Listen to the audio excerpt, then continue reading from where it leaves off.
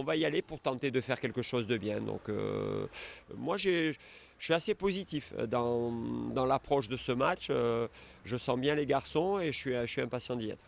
C'est un véritable test qui attend demain soir les hommes de Jean-Louis Garcia sur la pelouse du stade Michel Dornano. Un stade où les Angevins vont défier et essayer d'aller faire tomber pour la première fois de la saison le leader invaincu du championnat de Ligue 2, le stade Malherbe de Caen. Une situation qui rappelle quelques souvenirs au milieu de terrain du SCO, Michael Stéphan.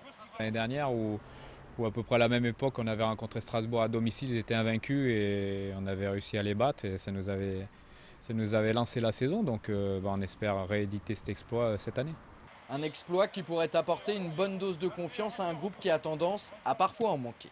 Vous savez, quand vous rencontrez une équipe, on va dire qui n'a pas perdu un match depuis le début de la saison, je pense que si on bat cette équipe, on peut prendre conscience de nos qualités et de nos capacités. Et ce n'est pas tout.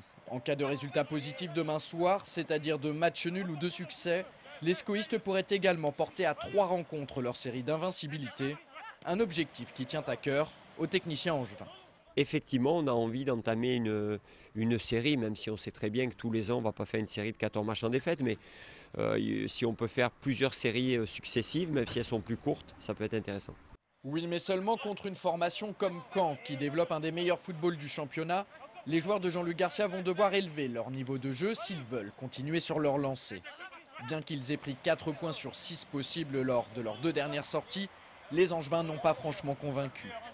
D'autant qu'en face, c'était Strasbourg et Istres, 2 formations qui n'affichent pas du tout les mêmes qualités que les normes. Où on doit progresser, c'est dans le jeu. S'il y a vraiment un domaine où on doit être meilleur, c'est dans la maîtrise technique. On a encore quelques courts-circuits dans le jeu, des pertes de balles qui nous font un petit peu douter et qui laissent transparaître un peu de fébrilité. Mais bon, je pense que là, la victoire obtenue contre Istres peut effacer un petit peu tout ça. Il faut laisser du temps au temps. Je l'ai déjà dit, il y a beaucoup d'impatience. Donc là, on nous juge sur la qualité de jeu, alors qu'on a précisé avant le match que l'essentiel était de gagner. Il y a des étapes. Et j'espère que, comme contre Bordeaux, contre Caen où on a tout à gagner, on va retrouver une certaine qualité de jeu. En tout cas, c'est le bon soir pour le faire. Jean-Louis Garcia pourra compter sur le retour de suspension de 2 de ses pièces maîtresses pour contrarier les plans de Franck Dumas, l'entraîneur canet. D'un côté, Michael Stéphan qui va apporter son expérience et son sens du placement. De l'autre, Anthony Modeste dont la vitesse et le sens du but sont de véritables atouts. Avec la rentrée de ces 2 éléments, Jean-Louis Garcia devrait opérer plusieurs changements par rapport à la semaine dernière. Face à Caen, le 11 de départ pourrait ressembler à celui-ci avec tout de même quelques interrogations. Dans les buts, pas de problème, le coach du SCO fera une nouvelle fois confiance à Kevin Olympa. En défense, pas de gros remaniements, juste une incertitude au poste de latéral gauche, Karim Djelabi ou Anthony Wasfan. Tout dépend si Karim Djelabi monte d'un cran pour occuper le rôle de milieu offensif gauche.